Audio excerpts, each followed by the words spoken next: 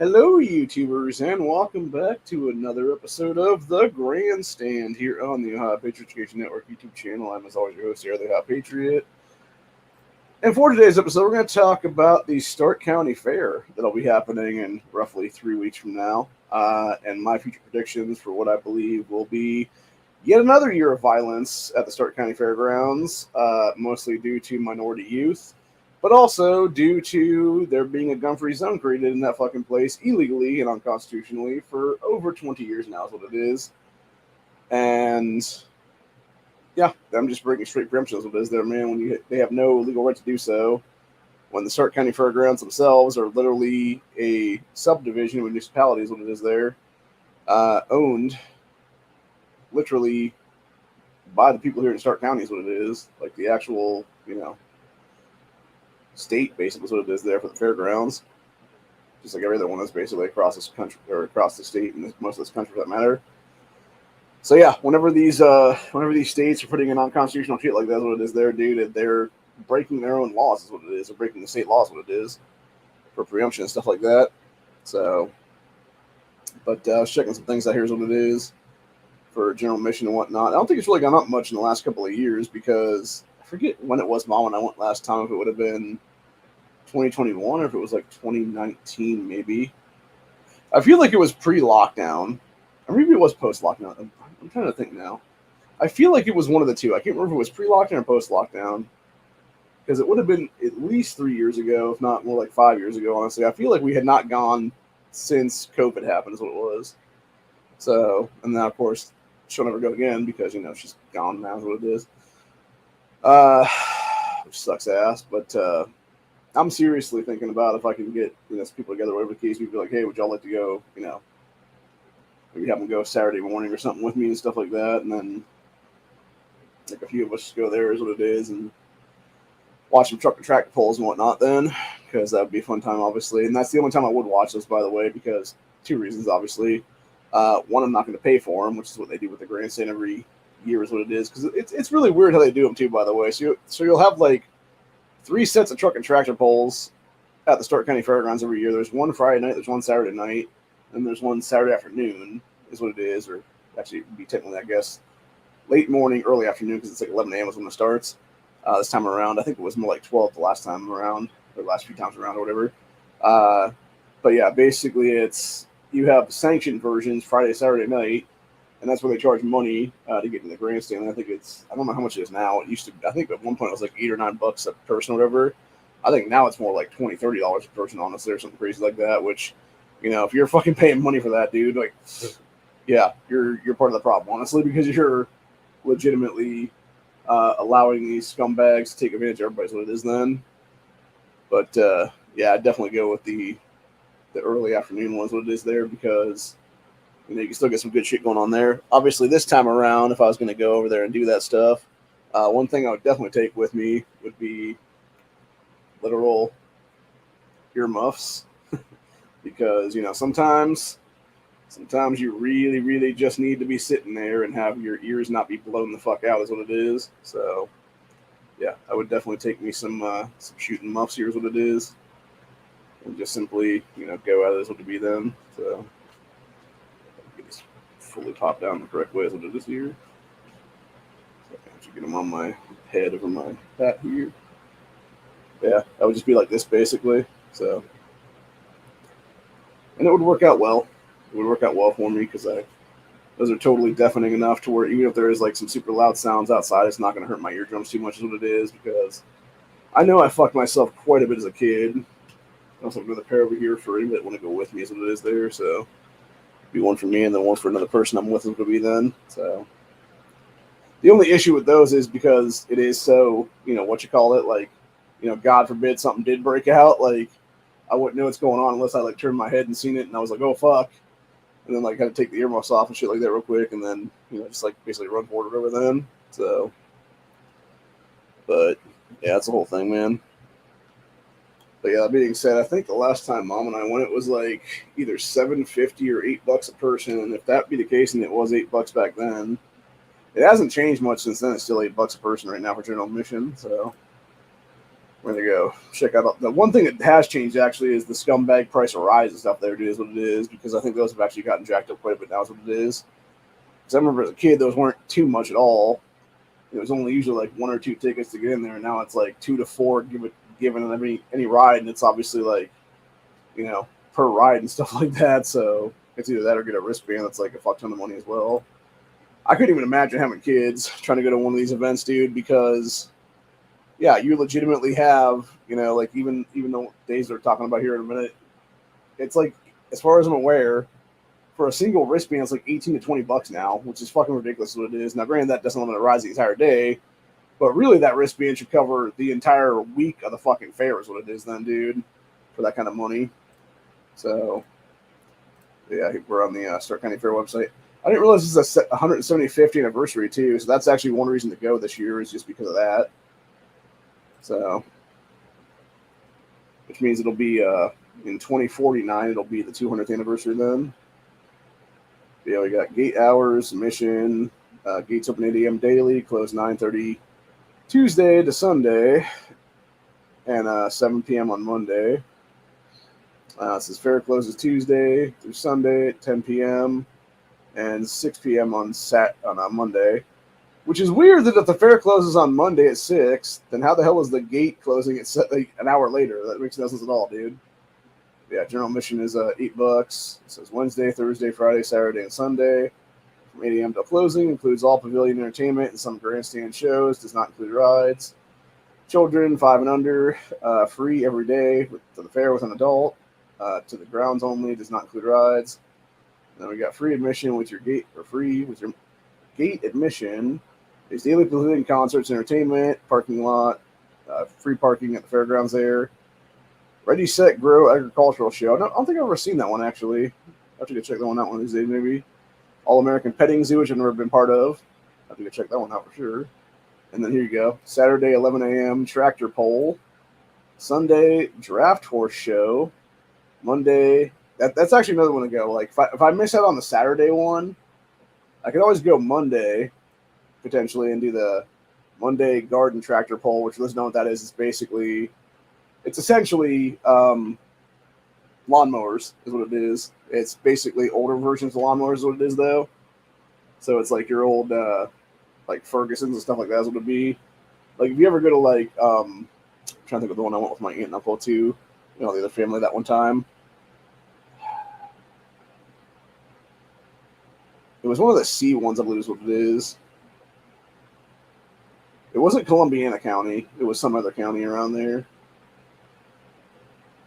And, but yeah, when we went to that one, they had like a whole bunch, it was like a bunch of tractors all laid out on the parking or the fairgrounds. There's what it was. You could go check out. It was like all different models, like Fords and everything else pretty much is what was there. And then we went, my uncle and I were walking down. This is the one that's passed now since right before my mom passed, actually. And it was the one that was like a father to me. And me and Uncle Ralph had gone down to where they had all the riding lawnmowers that was there. And you had like some old Fergusons and some other stuff there is what it was. And it was all cool stuff, man, for real. And they had one that was like the one he had when I was a kid, which was one of the, I think it was called like Horsepower or like Horse something is what it was there. And it was interesting because of the side of it, the way that it spun and shit. It had like the bearings and like the actual like motor stuff in the side of the tractor, or I guess typically it'd be garden tractors, what they call it there. And yeah, it was pretty sweet though. But like I said, it's very fun, honestly, dude. And if you can get to one of those bigger ones, like they're definitely worth the price of admission, honestly, just for that alone. You go check all that stuff out, get some pictures, and take some video and stuff like that. And then, like with this one, you can either get, Saturday you get the tractor pull, which I love how they call it Saturday tractor pull, but really it's trucking tractor pulls, because there is like that's the thing about being unsanctioned is they have I forget what the one thing is called, but it's basically it's almost like the weird dragster things where it's like a bunch of like valves and carburetors and stuff like that in the front there. And it has like those teeny little set of wheels in the front there. And then it's got those big ass like monster truck tires on the back where the dude sits in it is what it is there. and those are fun to watch. And the funny thing to me is that during these unsanctioned ones, some of those dudes, and then obviously some of the tractors and some of the trucks and stuff like that too, that are blown up like crazy, black smoke and whatnot. They are the same vehicles that about 7 hours later, give or take, at 7 8 o'clock that night or whatever the case be, will be part of the sanctioned truck and tractor poll. So it's like, what the fuck? It makes no sense at all, really. The only thing I can think is maybe they're just trying to give everybody like an extra go, and they're also trying to get like make sure that they can actually pull for the competition. I think is what it is there, because I believe what it is with the unsanctioned one is there's no prizes involved, but when you actually get to the sanctioned ones, and that's why I think they're charging for grandstand tickets now for the last. Because it didn't used to be like that, by the way. I remember going as a kid on either a Friday or Saturday night. It was usually Saturday nights if it was there. It was my mom, myself, my brother, sister, etc. there. And I remember when we were kids, and up to my teens actually even, like I was maybe like 13 or 14 when they started charging is what it was then. And yeah, up until that point, they didn't charge for grandstands at all. And then it became initially when I was like I said, 13, 14, somewhere in there, maybe 12 or 13. That's what it was. It's been so long ago, I can't remember now, but it's decades for sure, though. It's like at least 20-something years ago now. I think it was around the same time they enacted the whole gun-free zone bullshit. There's what it is. It's completely unconstitutional, by the way. And yeah, so basically what you had them. What was I saying now? Yeah, they enacted it was like a $5 fee for admission to the grandstand or whatever at that time. And we're all like, yeah, that's not happening anymore. Like, we're not going there anymore. We're not going to sit in the grandstand anymore. Fuck that shit. I remember one year it was myself, my mom, my Aunt Betty, and then I think it was 2 of my cousins or something, maybe 3 of my cousins even, that were over there watching together on like the other side because they had like this little fence area where you could like stand. It was like, and when I say fence area, I don't mean like an actual fence, like a permanent fence. I'm talking about like they would put like stakes in the ground, like metal stakes in the ground, and then they put like some like weird little like plasticky orange fencing things. What it is there, and they allow people to basically stand there and watch. Is what it was. And we were asking my aunt, we're like, oh, where's everybody else at? And she's like, oh yeah, there's like 4 of them up in there in the grandstand. And she's like, we couldn't afford to pay for everybody, but they all wanted to go up there and see what it was. So they just paid for themselves what it was then. And I'm like, oh, okay. So yeah, it was like 2 of my cousins were up in the grandstand with one of my uncles or one of my aunts or something. That's what it was then. So, but yeah, it's just funny. But yeah, I was thinking honestly, if I were to go there this go around, it'd probably cost me about $20 give or take for the day. And I say that for 2 reasons, obviously. Reason number 1 is that I would definitely want to go get a French fry that they have over there, which I know used to be as a kid and in my teens and stuff like that was like $1, $2, $3. And then I want to say the last time I was there, it was more like $2.46 or $3.45, one of the two, something like that for the cost of them. And I'm thinking it's probably about $5, honestly, for a big ass fry. Now, at least that much, I'm guessing. So now I definitely want to get a thing of fries. And then, of course, I'd also want to get, potentially some fried vegetables, too, for that matter. Which I know the last time we were there, it was about anywhere from like $6 to $8 for those then. So it was like, it'd probably be over $20 if that'd be the case with gate admission then. And then also getting a drink, too, for that matter. Unless, of course, I would just, smuggle in a drink in my pants or something like that. That is what it would be. Which I should technically be able to take a water bottle in there, but probably wouldn't let me, though, I'm guessing, honestly. I should just take a little sling bag in there and be like, they'd be like, what's in the bag? I'm like, what bag? So it would just be like a water bottle or something in there then.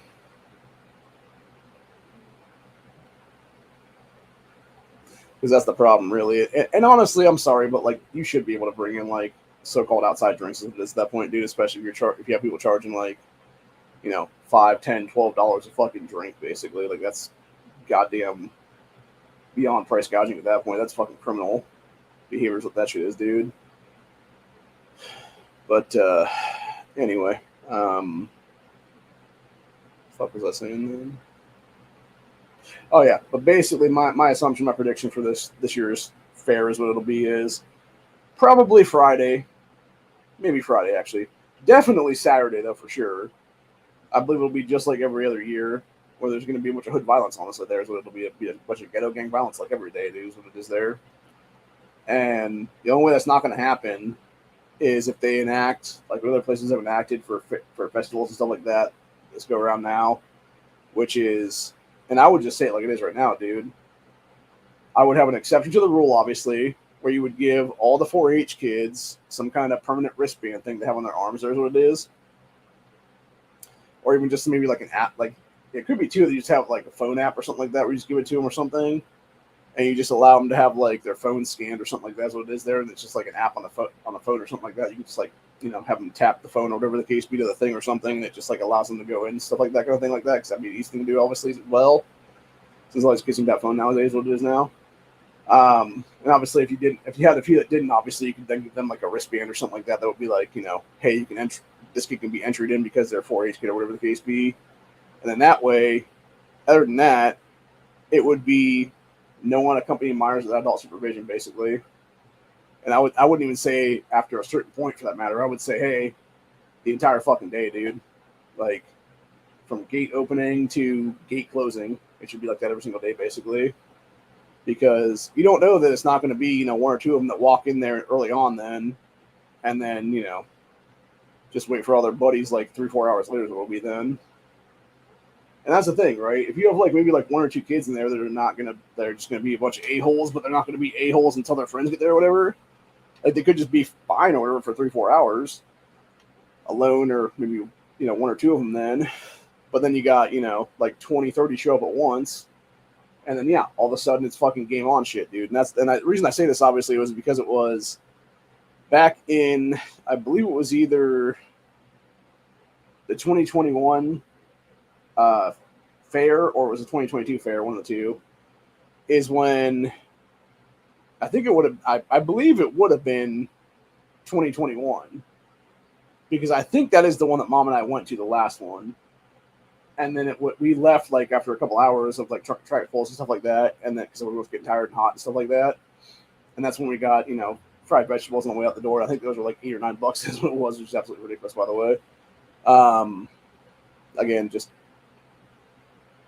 price going up and up and up on that one, so probably would be more like $25 honestly if I got all that shit than I want to get there. But yeah, it's the whole thing, man. Or it might just be something where I just come home and make something to eat. Then if that'd be the case, or even just eat before I go, kind of thing. Then eat like a decent breakfast before I go, and then come home and have like a decent lunch, or stop someplace at the way home or something like that, and pick up some stuff or whatever the case be then. So, but anyway, that being said, though, so basically the whole point though is that you would have a situation there where every time that this has happened in the past, it's always been like middle of the day to like early evenings when these kids show up, it seems like.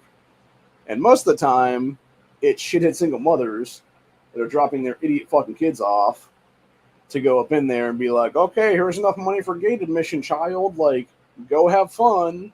Mommy's going to go to work now, and mommy's going to go hang out with her fucking friends now someplace else and get drunk, probably, is my guess. And then, yeah, they basically just let the kids run wild is what it is there, dude. And I guarantee you, if they had a thing there where you had the sheriff's office and the Canton cops, etc., there, enact a thing at the gate where it's like no unaccompanied minors with adult supervision, you're going to have a lot of these kids get turned away immediately at that point. And yeah, some of them might try to get violent at the gate. That'll be the case. And guess what? You're going to have a bunch of juveniles get arrested then, is what it'll be then. And that would be the only instance that happened this time around. Not like a few years ago, though, when it was literally a pack of fucking black teens, literally, dude. Black teens and preteens and stuff like that. A bunch of which were in illegal possession of firearms at the age of like 10 to 12 or 13 or 14 for that matter. And obviously illegally carrying them on grounds is what it was then. For multiple reasons, obviously, because they're not legally allowed to carry them as fucking minors, number one. And then number two, obviously the, breaking a preemption law at the state fairgrounds, there's what it was. Or the county fairgrounds, I should say, there's what it was. And then on top of that, then, you had these people, these young kids and stuff like that. Because I believe what it was is it was like 2 to 4 rival gangs that were all there at once is what it was there. And yeah, they were having 100 like as far as I'm aware, it was anywhere from like a 70 to 100-person plus brawl at that point, to the point where they fought all the way over to where the rides were at. There was a Ferris wheel going at the time with people on it at the time, by the way. And these little stupid fuckers got so close to it, they started tipping the motherfucker, started tilting. And they almost knocked it over, dude, because of their dumbass brawl, to the point where you had to have every member of the Stark County Sheriff, every cop in the Stark County Sheriff's Office was called out there to that fucking scene. Every cop from the Canton PD was called out to the scene. And you actually had to have dispatchers from the Canton Police Department call neighboring fucking police departments in that area to come fill in the roles for like everyday traffic stops and just be able to like, you know, drive around the city and make sure there's no like crime going on then. Because holy shit, dude, I'll tell you what, if there had been something where this was a coordinated thing, you could have had this, you know, like I said, 70 to 100 kid brawls is what it is there, dude.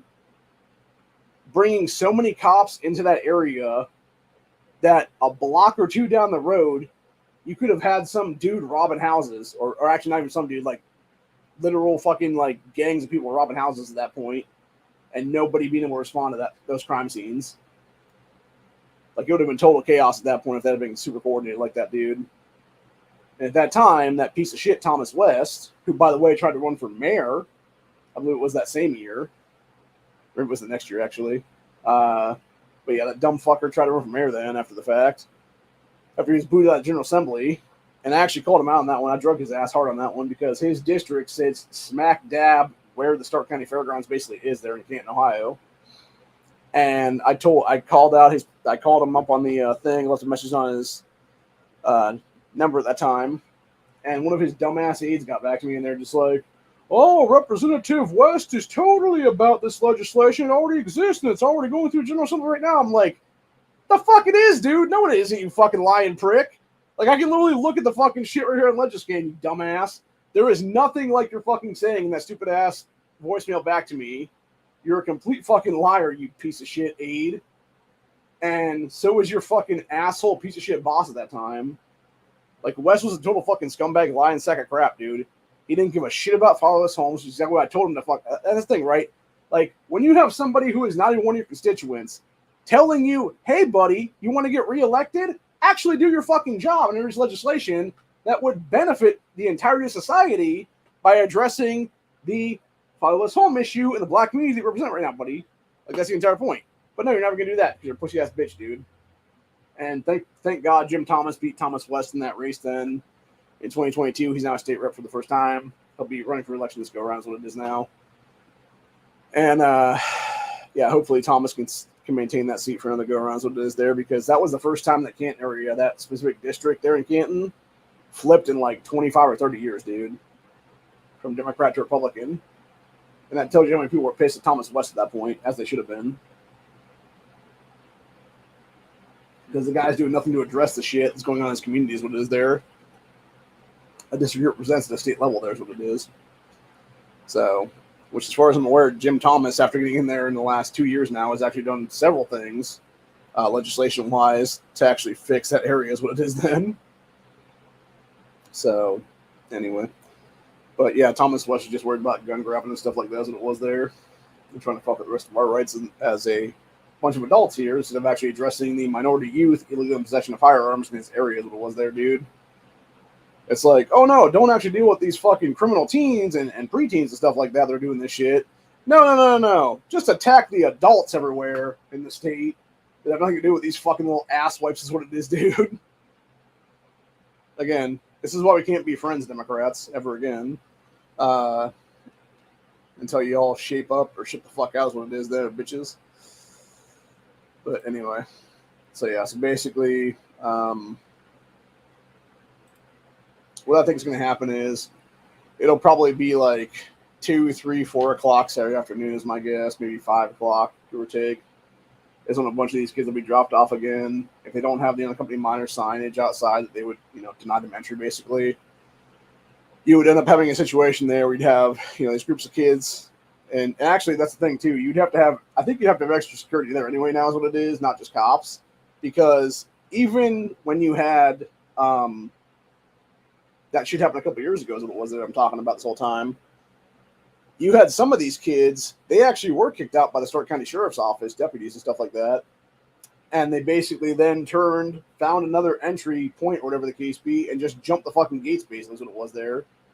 So unless they're going to like erect some kind of a wall thing where they can't even jump over it then, and you just have like this weird like funnel where you can only go through the gate kind of thing is what it is there. Yeah, these kids are going to have break into the place again is what it is, dude. So it's either, put them in a fucking squad car and get it done or whatever the case be then. But yeah, that's basically what kicked off some of it, because it was basically a smaller fight, if I'm not mistaken, that kicked off the first go around, and it was like 4 or 5 people that were detained and then basically like trespassed from the fairgrounds that it was then for that time period or whatever then, and then they broke back in and then they started some shit again is what it was, and that's what led to that like 70 to 100 person brawl that almost took down that Ferris wheel is what it was there.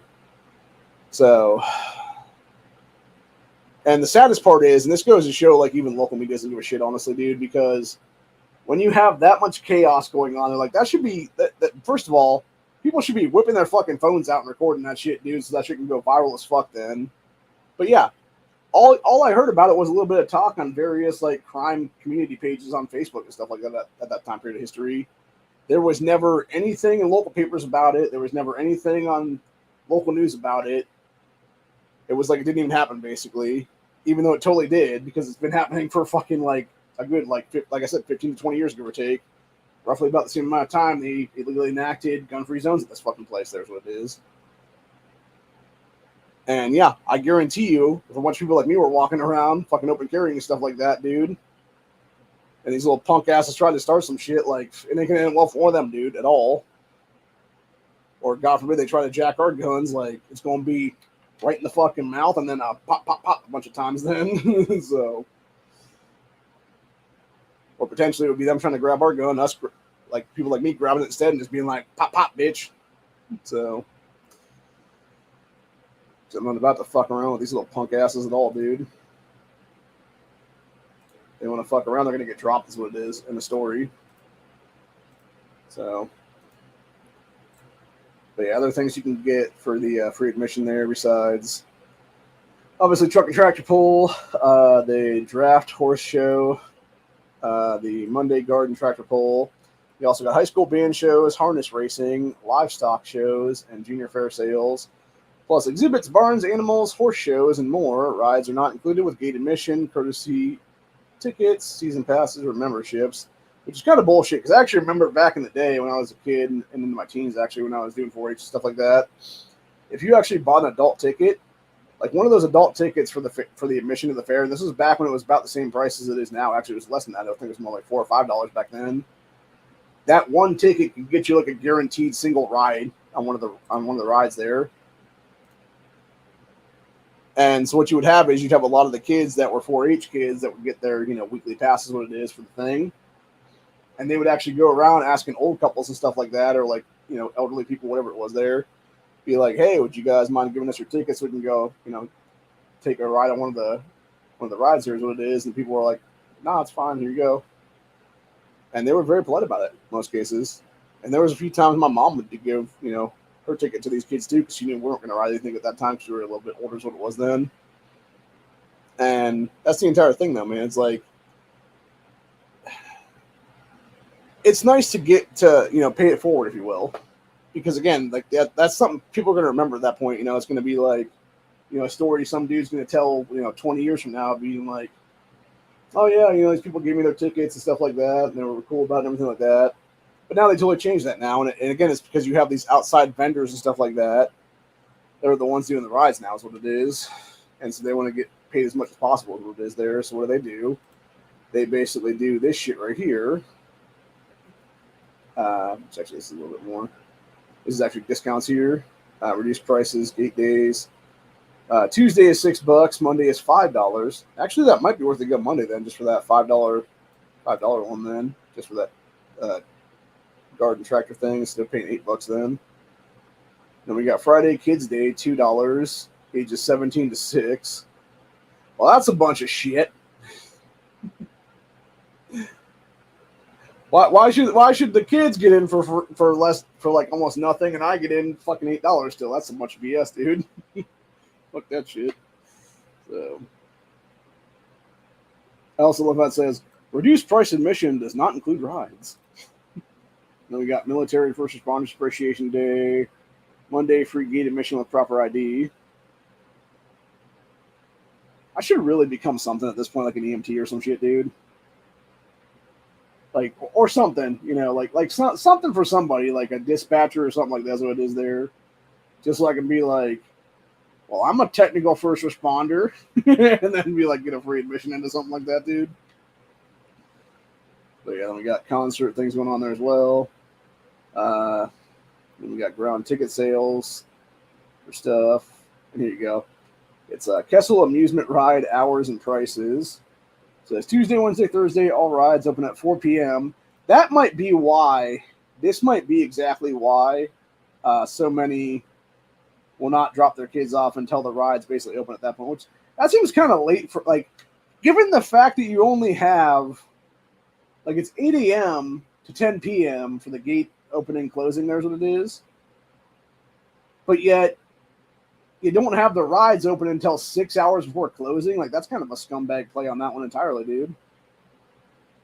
So, and then Friday, Saturday, and Sunday rides open noon to 10. Monday rides open noon to 6. So we got ride safety breaks. Says, please note there will be rolling safety breaks every day from 4 to 6 for 30 minutes. A daily list of safety breaks will be posted at the ride ticket booths. And this is where it gets interesting here. We got ride ticket schedule. Single tickets, $2. Rides will take 2 to 4 tickets. So you're essentially talking about anywhere from $4 to $8 for a single ride, which is fucking retarded. Books of tickets, 10 of them for $20, or 20 tickets for $30. And then we got Tuesday, rides from 4 to 10. This is opening day, grab a friend. Wristband, 2 for Tuesday, so 2 wristbands for $24. Single wristbands, $18. This is based on unlimited rides, by the way, on that. But that's still a lot of fucking money, though. And then we got Wednesday, 4 to 10, family 4-pack, wristbands, $32. A single one is $18. And I was thinking about this, actually, for my friends that have all them kids. They could potentially buy that family 4-pack, and it would cover 4 of their 5 children. And then if their little one wanted to go on some stuff, too, or whatever, they would either have to buy, like, something like this right here, like another, pay like $20 for like 10 tickets or whatever then, or it would be just buy her a friggin' wristband for $18 or whatever then, or it could just be something too where, because I know his sister, their aunt, also has, I think it is either 2 or 3 kids now. So potentially what they could do is they could actually have both families get like a pack, one of these wristband things a piece. Obviously he would get the ones for his, you know, first 4 kids, or whatever the case be, and then they probably just pay her a couple dollars or whatever for a single band of that 4-pack. Instead of it being 18, it would be like 8, I believe it would be then. So it really would cost them $40 for all 4 kids then, or all 5 kids then. Which is just crazy to me either way, dude. Like, that's what I'm saying. Like, I could not imagine having children at these things, dude, because it would be so much money going out the fucking door just for like rides and stuff. That being said, you can do a lot of stuff at these places without even having to do anything really. Like I said, if you just want to go there for like, you know, like a Saturday morning for like truck and tractor pulls, or if you just want to go Monday for like a garden tractor pull, like that would be the fun your kids are having, dude, and that's it. Like, it's like, nope, kids can't afford rides. We're not doing rides. So then we got Thursday, 4 to 10 is School Spirit Day. It says wear your school spirit. Wristbands $15. No bands $18. And then Friday, 12 to 10, wristbands are $12. Saturday, 12 to 10, wristband $23. And then Sunday also $23. Like, how the fuck does that go up at that point, dude? Like, up until Friday, it's $18, and all of a sudden, fucking weekend days, it goes up to 23. Like, what is that shit? Like, that is some fucking scumbag. Like, that's what I'm saying, dude. Like, really, it should be $18 for the entire week, basically, for that whole thing. So, and we got Monday. Wristbands are $20. Goes down $2 or $3 at that point, but it still goes up $2. And we got dollar days, all rides $1. See, that would be the day to go for some, if you're going to take your kids, then, dude, is like just do it on Monday and go, you know, $1 a ride, basically. It's like, okay, kid, you can basically take 4 kids, whatever, be like Here's a 20. All 4 of you kids can go ride 5 different rides. So we got fair membership, exhibitor, and vendor passes. $25 for fair membership adult. No membership will be sold after the first day of the fair. Members must be a resident of Stark County, 18 years or older as of January 1st. Unlimited entries. Members are eligible to vote for fair board directors, including daily gate admission and car parking on fairgrounds. No farm or group names, please. It says update. Signature is required for pickup from a fair office. Memberships can only be purchased by the individual named on the pass. Well, that's fucking stupid. Memberships can not be purchased for other family members or friends. This requirement follows the ODA guidelines found in the Red Book. And we got exhibitor pass. It says for out-of-county residents or those 17 years or under as of January 1st. It says please note out-of-county entries are allowed in the flower show. Department 9, blah, blah, blah. And we got season pass, $25, open to in-county and out-of-county residents. Allow entry to the fair 7 days a week, all 7 days. Does not allow for voting in junior fair boards, but that's what's stupid to me, by the way. So it's the same fucking price, basically, for those things, dude. And then we got youth exhibitor pass, 17 and under, $6. Vendor pass, $5.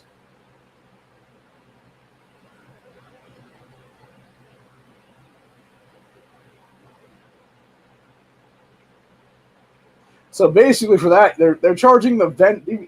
That makes sense why shit's so much more expensive, dude. Even the people that are bringing their booze there to sell food and stuff, they're still charging them $5 to park a fucking vehicle on the grounds, dude. What a bunch of shit, man. And we got parking and shuttles. Parking is free. Handicap parking, bus parking, et cetera there. One thing I noticed with this, actually, this is something I've seen a while now, is what it is with the shuttle thing. When Mom and I went there last time, we thought we were going to have to walk all the way to the gate because that's what happened when we were kids and stuff. And we were both feeling like already kind of hurting a little bit because we were parked way back in there. And all of a sudden you see this guy like zoom past us with a golf cart and then back up real quick. And we're like, what? And he's like, yeah, you guys want to run up there? And we're like, fuck yeah. So, yeah, it was fun times. But, yeah, here you go. Daily courtesy shuttle service, 10 a.m. to 10 p.m. Courtesy golf cart shuttles run 10 a.m. 10 p.m. for parking areas and to the fair gates and inside fairgrounds to select locations for fair guests needing extra help. I feel like that would be my fat ass at this point, honestly, dude. It's like, yeah, I'm hurting, man. I got this cane and everything. So, and there shows you how to get there. That's what it is there. So, let's see what the entertainment is here for the thing, though. So we got Night Ranger, which is some kind of a band. $33 starting ticket prices for this fucking band, dude. Like I'm gonna do something that's sponsored by Bud Light, dude. As a fucking show.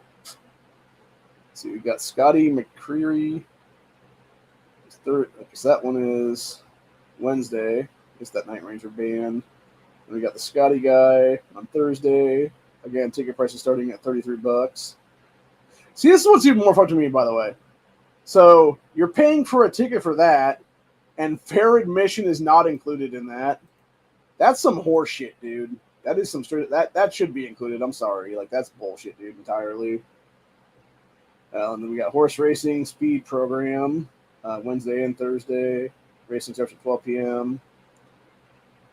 You got truck and tractor poles. Okay, so it's only $12 for the grandstand. Then is what it is, and also pit passes are $12 too. So yeah, so right there, like if you're going to the sanctioned ones on Friday, like dude, you're sitting there paying $20 right out the fucking door to go get into the fair and then go sit in the grandstand. It's a bunch of BS is what it is, dude. And the same thing for Saturday, then at 7 p.m. So,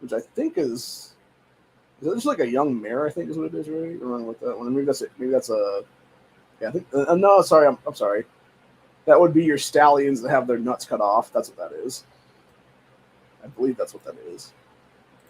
Check that one. Yep, gelding is a castrated male horse. Okay, yeah. So those would be the ones that got their nuts fucking banned or whatever, so they pop off them. They still got the shaft, but no nuts is what it is, dude. So you got your stallion, which is intact. You got your mare, which is intact. I'm assuming, and then you got your gelding, which is not intact. So, what exactly is a brood mare? Is my question.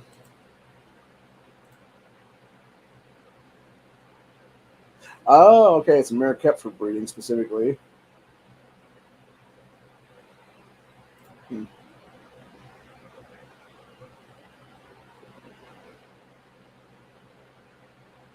It's interesting when you look up the word broodmare, and then the first thing that comes up is a question that says, "Can a broodmare be ridden?" And then when you actually click it down here, it says, "Riding your broodmares before, during, and after pregnancy can be extremely beneficial for her if done with appropriate attention to her limits as they change throughout her pregnancy." Here's the interesting thing about horses too that I learned some years ago. Actually, is that a mare specifically, when she is pregnant with her offspring, if you end up putting a stallion next to her, I think it's yeah. So it'd be like if her, I want to say kennel. That's not what they are. It would be like her space there in the barn is what it is. Um, Stall. That's what it is. Yeah, when you put her in her stall there, if you have like if you have a stallion on either side of her is what it is, and is not the father of that offspring, she can actually self-abort that fucking the baby is what it is there, which is fucking crazy. Because it's like out of like a weird like fear response or something like that to be like bred again, I think is what it is or something. So yeah, crazy shit, man. Crazy shit for sure. Then, this is interesting. So we got Division 4 on this: donkeys, mules, burros. No stallions or jacks to be shown. This is best gilding, John and hand shown by man or woman over 18. Best mare, Jenny, in hand to be shown by man or woman over 18 years old.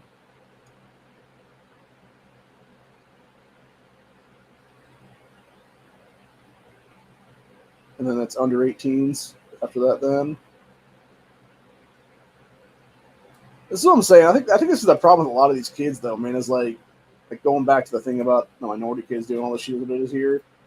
I think the biggest issue that we have in general in this country is the fact that you're not having these kids be able to be given that kind of structure in these 4-H programs because they do live in the fucking hood and stuff like that's what it is there. It's like the same thing I was talking about last night with the whole fishing thing. It's like I would love to be able to hit the lottery one of these days and just make a fucking charity and stuff like that where I would be where it's either myself or a bunch of other people for that matter, taking these kids out to a bunch of lakes and ponds and stuff like that to just have them go fishing for the day or a couple of weeks, whatever the case be then. Throughout like a couple week time span is what it is there, and then it's like every so often we just take them out again is what it is throughout this entire summer / spring is what it is there, and even to the fall for that matter, and give them a chance to get out there and get away from the fucking hustle and bustle and like all the ghetto shit in their own communities is what it is there.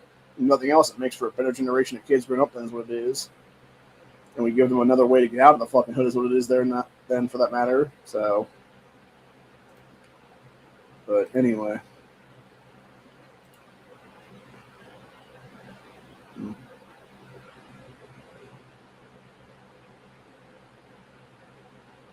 Huh, interesting. So apparently they label guinea pigs as cabbie now, I guess. I don't remember them doing that when I was a kid. But yeah, you got the rabbits, cute little rabbit, and you got cabbie, which is this thing right here is what it is. Just my luck too. If I did go to the fair this year, I'd be like, I'd go to the rabbit pens and stuff like that and be like, hey, this rabbit's only like $10. And then just buy myself a fucking rabbit. Although it's not just $10, like the cost of the animal is 10, 20, whatever it is there for that matter. But then it's also everything else you got to get for it. You got to get a cage for it. You got to get food for it. You got to get water bottle, all kinds of stuff there, bedding and whatnot. It becomes a whole fucking mess, is what it is, dude. And it's not really like unless you're gonna get something that's like one of those Flemish giants or something like that can just be a dog essentially, and you just let them roam the fucking house, is what it is. Then, like, you're not gonna have a good time basically taking care of a rabbit because they are a lot of work. And plus, it depends on the rabbit too, because you definitely need to have you really need to get like a little harness for your rabbit, so you can like walk them around and stuff like that. And you can let them roam free and stuff like that outside a little bit without running away from you, is what it is there. Because my rabbit left me obviously years ago. But nice thing about Brownie is he gave me a bunch of offspring around here, because to this day I still see his a little bit of Nolandorf years and some of the ones around here, is what it is. Then that's what he was. I'll tell you what, bro. If you're ever gonna show rabbits, like, this is my advice to any parent out there.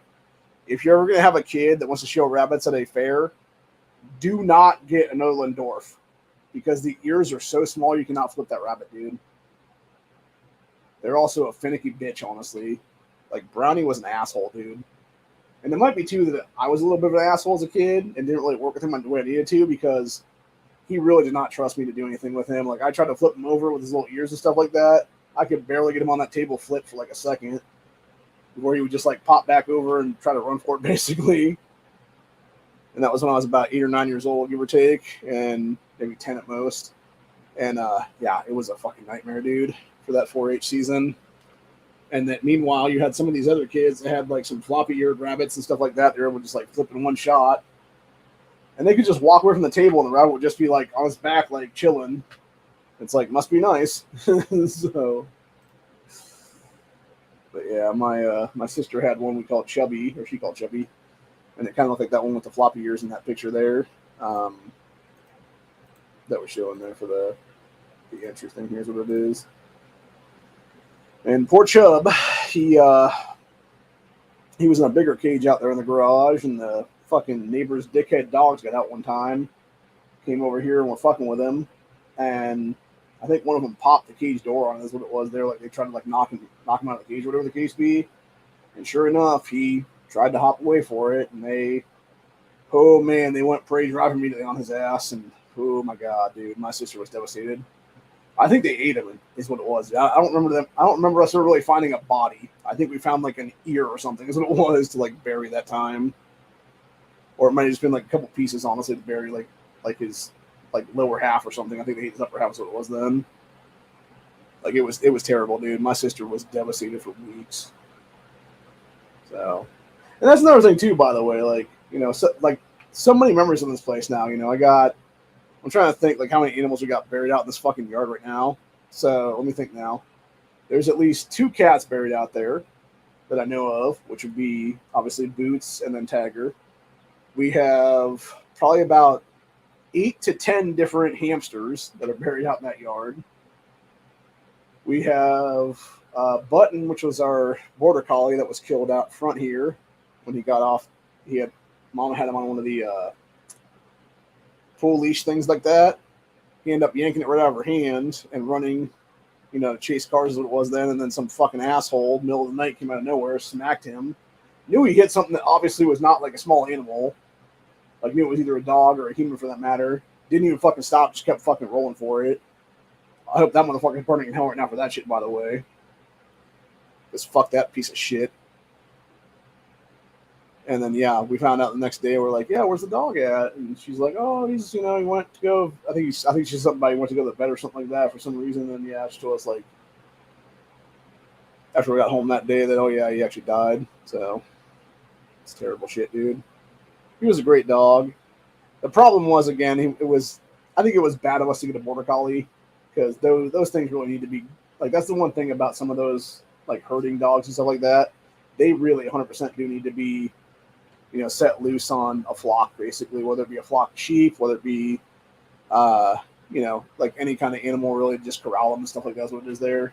And they really are a working dog for sure, dude. And that was his problem. He had so much energy built up on him, and we were not a working farm, is what it was. And he just never got his energy out, is what it was, unfortunately. So, yeah, it just sucks, dude. But Yeah, like I said, the neighbor's dickhead dogs, they killed Chubbs, what it was. So, and then Brownie got loose a while later. It was a shovel or something fell on his cage because the lock had broken on it, and he ended up popping out and then running for the woods is what it is. And apparently find them still a female out there, a couple decades ago now, and sure enough, they bred like rabbits do. And yeah, there is a bunch of little offspring out there that I could definitely tell are like Nolandorf hybrids is what it is right now. And that's why I will never.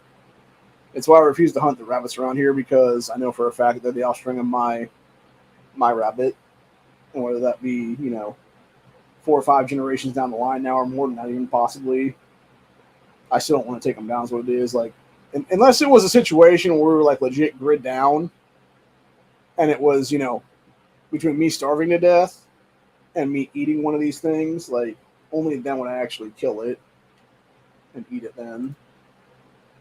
But yeah, I would never.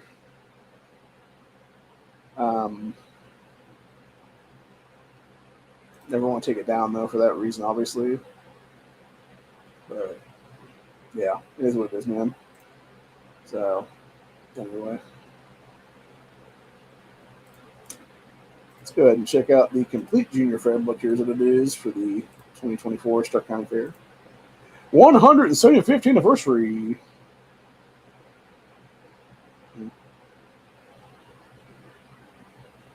So let's see, we got all the different departments, divisions, etc. there. Oh, nice. Division 10, honey byproducts, domestic baked goods.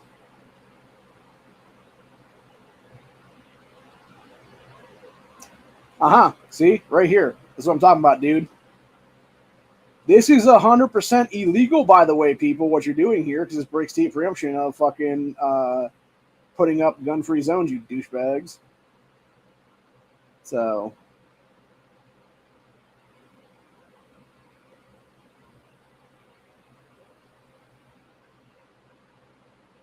okay, I love how they say this bullshit then, and then it says, unless otherwise authorized by law. Yeah, the law is called constitutional carry, you stupid fucks. That's the entire point right now.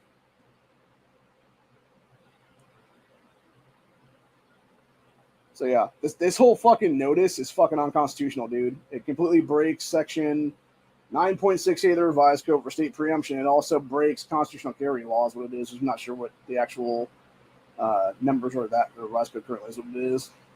So yeah, a bunch of BS is what it is, dude.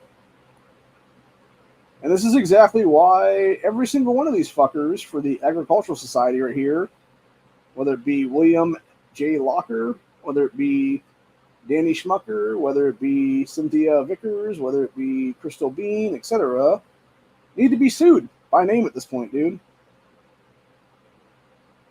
For that crap. So, and then just keep going down the line. Here's what it is, people. By the way, these 3 pieces of shit right here that are currently Stark County Commissioners, these fucking assholes illegally gave themselves a $10,000 raise about probably 6-7 years ago now, and were never arrested for stealing taxpayer funds, because that raise should have gone directly to Stark County taxpayers in a vote, and they never gave us that vote to say yes or no to that shit, because we're all against that crap, by the way. I really hope that George Mayer gets kicked out as sheriff this go around there. By the way, I'm officially endorsing his opponent, Eric Westburn, this go around, because fuck Mayer, he's a sack of shit. He should have been kicked out when he endorsed terrorist Tim Ryan for Senate a couple years ago. Also, Kyle Stone's bitch ass needs to be kicked out of the fucking prosecutor's office too, for that matter. Because this fucking douchebag, this BLM ass wipe, people didn't even bother telling everybody that, hey, this guy's totally tied to BLM terrorism, dude. And not only that, but then he's also, besides that, one of the first things he did getting into office as a so-called Republican was, because he told around a sack of shit, by the way, was to have a gun buyback that's going to do nothing for Stark County except steal guns from American citizens, what it is there, and have them be destroyed by the dumbass sheriff's office, what it is there. Meanwhile, you had Ferraro, who was in there as a Democrat, Blue Dog Dem for like 25, 30 years, doing everything right pretty much, except, basically like over sentencing people, so it wasn't a lot of cases where he could have given some people breaks as a first offense or whatever. He's just like, no, they're going to jail. And that's the only reason Stone actually won there is what it was because Ferraro was too heavy-handed in some cases. But yeah, Ferraro never did a gun buyback at all, nor should he have. But yeah, what's the first thing that Stone does when he gets in there? Fucking gun buybacks, dude. Fucking douchebag. So, then of course we got William Shaver II. This fucking idiot became mayor of Canton a couple weeks ago, or like a year or so ago, whatever it was there. And you got that piece of shit Schuring, who, by the way, if I'd actually gotten into this state senate race, Schuring would not be a state senator right now. I would be. Stolfist is going to be out of office at the end of the year because he didn't go for re-election. He tried to run for Congress instead, and now he's going to be gone. And, of course, we got Scott Ollinger, who keeps flip-flopping with Schuring whenever one or the other is termed out. There's what it is. Jim Thomas took over for Thomas West, and then you got Bill Romer, who is 38th District for some reason. I don't understand how Romer is considered part of this then when it's like Stolfist, Thomas, and Oslinger are the ones who are actually here that represent Stark County. So why the hell is Bill Romer's name even mentioned in this, dude? It's just weird. I don't understand that at all. It makes no sense at all to me at that one, dude. So, but anyway, I think what I'm going to do is I'm going to send this PDF to Chris Dorr right now and have him check out the notice for the no gun sign things that it is there. And go from there. So,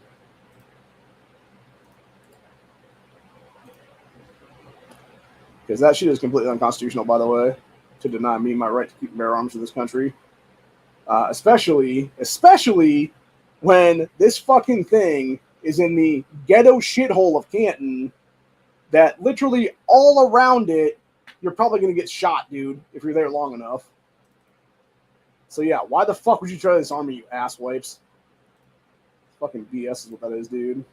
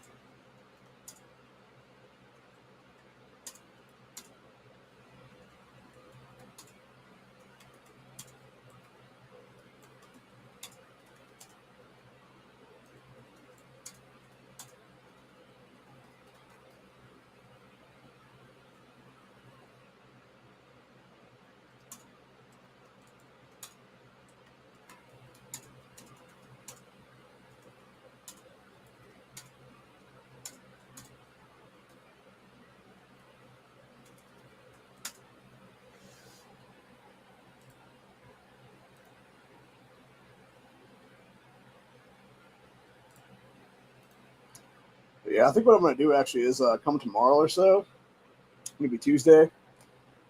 Or wait, tomorrow's Sunday. So yeah, Monday, Tuesday, somewhere in there. I think I'm going to call up some lawyers around this area and talk about how much it's going to cost to put them on retainer to sue the shit out of Stark County Fair Board at this point for the gun-free zone bullshit. And see how quick that fucking signage comes down is what it is, dude. So, anyway. But yeah, I'm going to go ahead and send this to Ohio Gunners too, for that matter, while I'm here.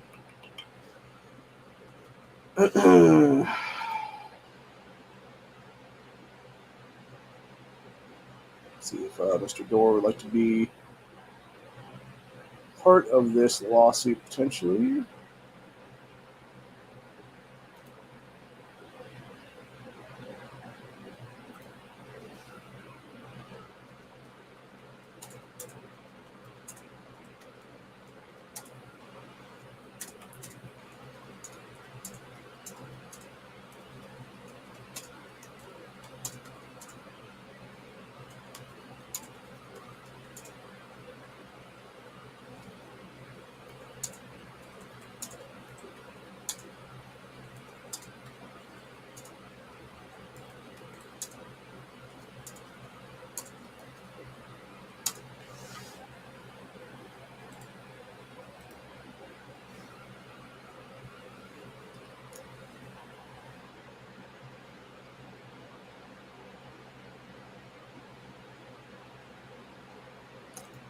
But yeah, like I'm ready to sue the shit out of these people, dude, because I'm fucking over it, man. For real. So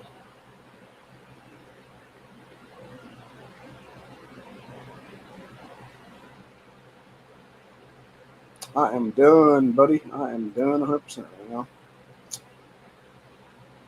Then, of course, you got going back to scumbag oath breaking fucksticks before we leave today. We got this story here, which is veterans in Congress jump into the Walls military record fight. And who's the first assholes that they talk to? Piece of shit Seth Milton, who's an oath breaking fuckstick from Massachusetts. And that little dickless tool, Jason Crow, who is a known oathbreaker as well. By the way, those are both two of the assholes that were on the January 6th committee that have been illegally holding people political prisoner for over 3 years of their lives now at this point, and are also some of the biggest fucking pieces of shit when it comes to gun grabbing in this country. Specifically, Jason Crow. It was after the Highland Ranch shooting, or Highlands Ranch, I think that's what it's called. Was that tech school over there in Colorado area that got shot up by some kid who was trans and some kid who was gay for that trans kid. And you had Crow go into the gymnasium there and be like, and this is why we need this gun control and that gun control and this gun control and that gun control. And every single one of the students was like, fuck you, it's mental illness, got up, literally walked out those doors of that gym and never looked back. That's what you can do with these fuckers too, man. Just be like, nope, fuck you, asshole. We're going to vote your ass out pretty soon. So I'm also going to go to X right now.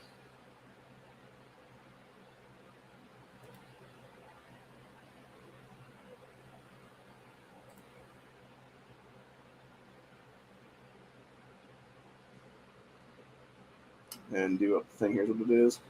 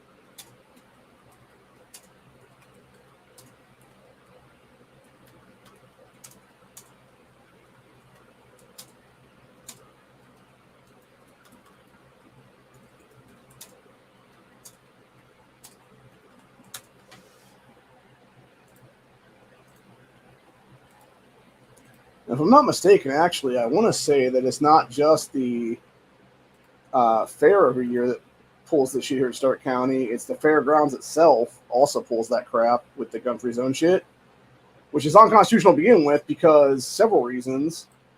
They are a subdivision. The entire fucking fairgrounds is a subdivision, dude. It's all, and that, as I right now could legally be going in there, and that's what's even more productive, by the way. So they do gun shows at this fucking place, dude. But yet you can't carry on grounds. The fuck kind of retarded nonsense is that, bro? Completely unconstitutional. So yeah, I'm definitely seeing these fucking people pretty soon. This is gonna be, dude. I've had enough of this shit right now. So if you guys interested, I just put a thing on our X page right now, calling anybody that wants to join our lawsuit against these fuckers. Because, or I should say, any gun owning residents of this county is what it is that want to join our lawsuit against these fuckers. Because I want people, dude. I want people on our side right now that can help us sue the shit out of these motherfuckers, dude. Because enough is enough of this shit. I'm fucking done with it, dude. I'm over this crap. Enough is enough of this bullshit. On that note, I think we're going to leave off with this story right here, which is this old guy from, I'm not sure what state this is in, but it's a 90-year-old veteran who was forced upon Georgia to take care of his wife who has dementia. Got $300,000 raised for him after a story went viral. It says a GoFundMe was started by Janelle Marie, after the veteran Donald came into her pawn shop to pawn jewelry after he fell behind terribly on all his bills. It says video below went viral on, I think it was TikTok there, which showed Marie giving him an envelope with $1,300 in it, which, by the way, he was trying to get his jewelry back that day, and it was $1,380 is what he owed for it. And she was saying, oh, yeah, it wasn't just me that put the cash in there. It was myself, my, I think it was husband or fiance, one of the two was the person to her is what it was there. And then it was like a bunch of other employees, like 25 people in total, did that money together. And this is Marie then launched a GoFundMe raising over $300,000, which will help Donald pay off his debt he accrued while taking care of his wife. It says, quote, he is the sweetest old man you could ever meet and loves his wife dearly. He takes care of her around the clock, and his landlord is raising their rent, and he is falling behind terribly with all these bills. So fucked up, dude. And I guarantee, given this guy's age, he was probably a World War II vet, is my guess, honestly, dude.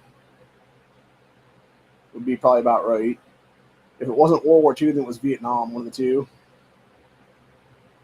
Actually, maybe Korea. No, actually, it would probably be World War II or Korea would be my guess, because given the age of him right now, so it would have been. Or no. He's 90 now, so he would be 91 right now. So it would have been. Right now, 35.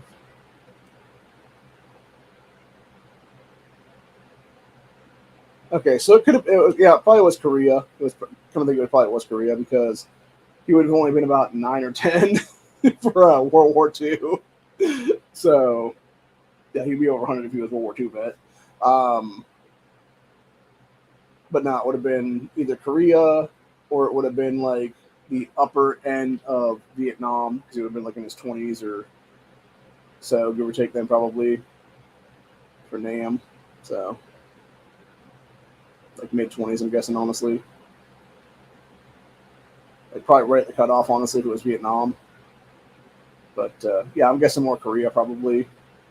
So, and that's the thing, dude. These are the kind of old dudes like this whose stories we need to get before they're gone. Somebody needs to find this old man, get a tape recorder, sit down with him, and record his life story so he can maybe do a movie or something at some point in the future, dude. Like obviously write a book based on it, and then from there, make that shit go become a sensational movie or something like that, dude. Especially if he does have like war stories and stuff like that, dude. Like that'd be even crazier, honestly. Of like him taking down like basically like some Hacksaw Ridge is what I'm thinking right now. So I just saw the hashtag greatest shooter of all time trending, and I'm like, for some sad reason, I was like, oh god, did they try to hit Trump again this time? Or knowing the leftists, I was like, oh, are they trying to like glorify that asshole who tried to kill Trump that time? No, it's a bunch of baseball shit. Or not baseball, basketball shit with that idiot Steph Curry. So that guy's a tool bag, by the way. He's a fucking piece of shit in general. So anywho. But yeah, I'm not knowing. It's almost 6:30 my time. I'm gonna get going right now. And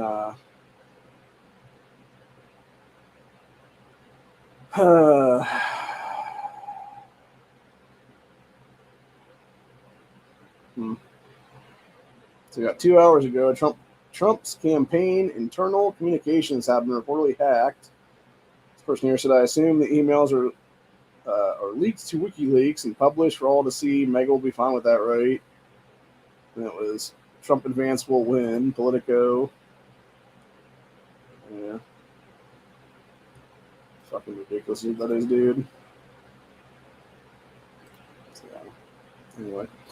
Yeah, I got some stuff I gotta do right now, and then, like I said, I'm probably gonna look for lawyers right now, actually, after I get off of here, and try to see if I can find somebody that would be like a 2A lawyer that would be all about, case laws and like state laws that are on the books and stuff like that, because what the Stark County Fair Board is doing right now is completely unconstitutional. It completely breaks state preemption law. It completely breaks constitutional carry law in this state right now is what it is. And it's a bunch of bullshit, dude. And especially when you have criminal juveniles illegally in possession of firearms that don't even have the legal right to carry firearms in the first place, being on grounds there with them, dude, because they don't give a fuck about the laws, is what it is. Why the fuck is I, as an adult who is over the age of 21, be denied my right to constitutionally carry in a fucking constitutional carry state, dude? It's a bunch of horseshit, man. Like, nah, fuck that noise. I am taking these fuckers to task at this point. If that means that I own the fucking fairgrounds after all this is said and done, then guess what, bitch? It's going to be me on the fucking fairgrounds at that point then. Because I know, as Chris Dorr pointed out the other day, I think it's almost every single fair in the state right now is a political subdivision. And they all fall under Code 9.68 of preemption, is what it is. They cannot enact anything more stringent than what is state law. And you cannot create a gun-free fucking zone in any place in the state right now, dude.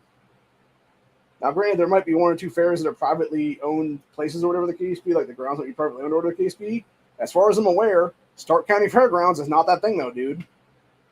It is owned. It is owned and it is maintained by the taxpayers of this fucking county, is what it is, dude. Which includes me at this point. Which includes my cousins, who are also governors in this state right now. So yeah, like I'm to the point of like, yeah, I'm gonna make fucking money just suing the shit out of people, is what it is, dude. If nothing else, hell, maybe that's what's gonna happen with the house then. Maybe I'll just sue people for enough money to actually buy out the fucking property, is what it is then, dude. And a couple $100,000 after that, that's what it'll be. So, you know, if I give them a couple $1 million lawsuit over the case being, we settle out of court for like, you know, $1 million, that'd be good, obviously. That'd be enough to pay off the house, the mortgage, everything else like that. And then, you know, fix the place up a little bit, put some money down on some things and whatnot. So, but no, seriously, the reason I'm doing this obviously is not for, you know, technically my own personal gain. It's because I actually give a fuck about the damn Constitution, dude. And that's why I'm actually open to other people jumping on this as like a potential class action, is what it is then. Because I want to have everybody get a say in this shit. Because what we're seeing is completely unconstitutional, man. I'm getting a message from somebody right now. Oh.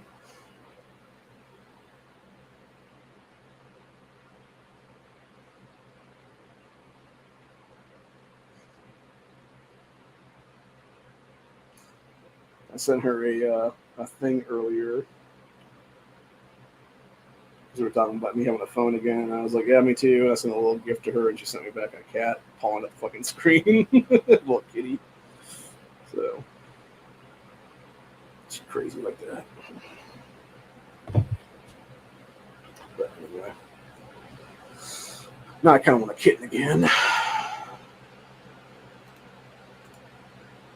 But yeah, I want to point something out, though. That particular, going back to the thing there for the signage there is what it is, dude. This is the same horseshit signage, by the way, that's been put up everywhere for decades now. And I love how, by the way, it says on the bottom, posted pursuant to the Ohio Revised Code.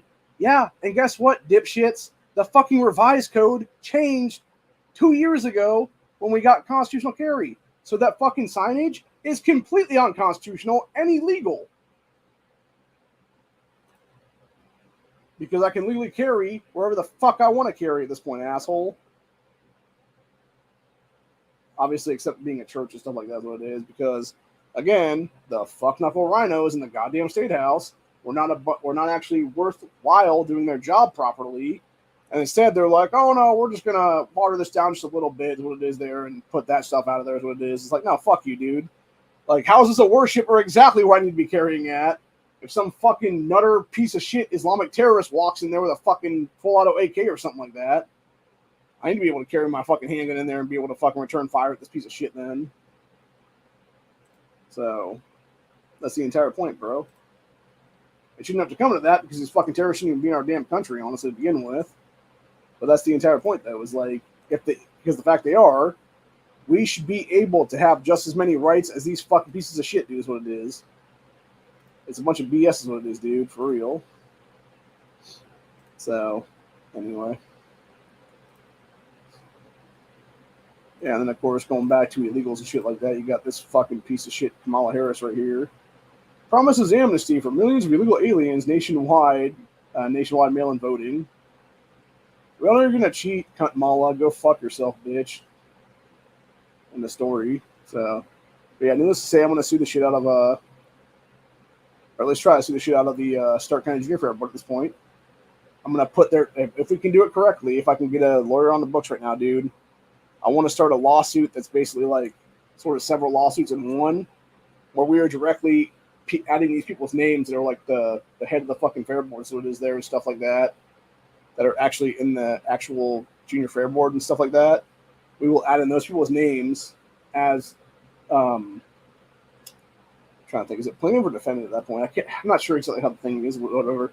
It's people that we're suing though, because we'd be suing like specifically the Stark County Junior Fair Board, and then it'll be like these members that make it up basically, and then also potentially the I don't know if we'd have the Stark County Sheriff's Office in that too or not right now, because technically they're the ones that patrol the place, so they might be a defendant as well, or whatever the case be, or plaintiff, whatever. I forget. I think I would be the plaintiff, if I'm not mistaken, right? And then it would be those would be all the defendants that it is then or whatever. So either way, it would be those people would be ones I'm suing right now. It would be that William Locker, Danny Schmucker, Cynthia Vickers, and Crystal Bean. So because they're the president, vice president, treasurer, and secretary of the. That's what it would be. It would be the Stark County Agricultural Society is what I'd actually be suing then. So it wouldn't be the Junior Fair Board. It would be the Stark County Agricultural Society. That's what it is there. So since they're the ones that fucking control that shit. But anyway.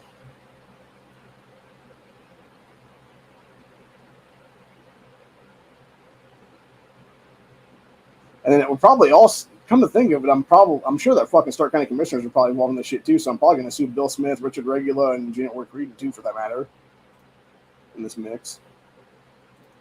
Like, why not throw their asses in that lawsuit as well, dude? For breaking state preemption and stuff like that. Then with this crap, knowing full well that we have constitutional carry in this fucking state. So anyway.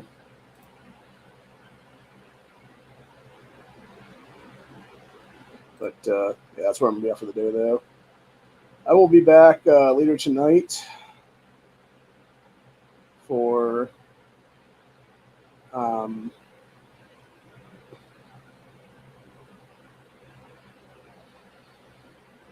Stand Your Ground Saturday, I believe. We will be doing that. If we do that, we will be doing it directly on X. We'll be discussing, for one thing, we'll be discussing the recent passing of ex-YouTube CEO Susan Wojcicki. So, and what actually took her out. So, which obviously it was supposedly some kind of variation of rapid lung cancer, but we all really know what it was, honestly. And I can't mention it out here because of things. But yeah, we'll talk more about that on Rumble potentially later tonight. But yeah, other than that, though, that's what we're at for the day. Hope you guys enjoy this episode. And other than that, have a good one, y'all. And in the future, pretty soon, I will be most likely suing the Stark County Agricultural Society as it is there. So, but anyway, other than that, see y'all in the next one. Peace out, y'all. Later.